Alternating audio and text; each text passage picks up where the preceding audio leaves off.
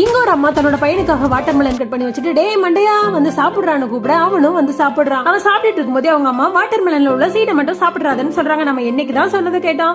வாட்டர்மெலன்ல உள்ள சீடை சாப்பிட்டுருந்தான். அதுவும் வயிற்றுக்குள்ள போய் செடியா வளர ஆரம்பிச்சிருது. காலையில ஃபேஸ் வாஷ் பண்றதுக்காக மிரர் முன்னாடி போய் நிக்கிறான். பார்த்தா அவன் மூக்குல செடி வளர்ந்துருக்கு. அது பிடுங்கி போடுறான். பிடுங்கி போட போட இன்னுமே அது அதிகமா வளருது. அதை பார்த்து அவன் ரொம்பவே பயப்படுறான். சரின்னு ஸ்கூலுக்கு கிளம்பி போறான். அங்க போனா அங்கேயுமே நிறைய செடி வளர ஆரம்பிச்சது.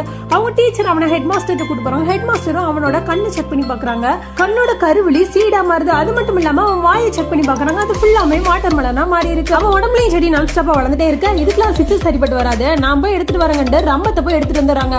இதை பார்த்து அவனும் ஐயோ ஓடுறா கைப்புள்ள ஓடிரு அப்படின்னு பிளே கிரவுண்ட பார்த்து ஓடிடுறாங்க. ஊஞ்சல் விளையாண்டு இருந்த பையன் ஒழுங்கா விளையாண்டானா காத்திலே பறந்து வாட்டர்மெலனா மாதிரி தரையில வந்து டொம்முன்னு உடஞ்சு போயிடுறான். நம்ம தாத்தாப்படி சாப்பாடை பார்த்து சாப்பிடுன்னு சொல்லுவாங்க. ஆனா நம்ம சாப்பாடை பார்க்காம போனை பார்த்துட்டு என்ன கர்மத்துல எடுத்து வாயில போட்டோமோ தெரியல.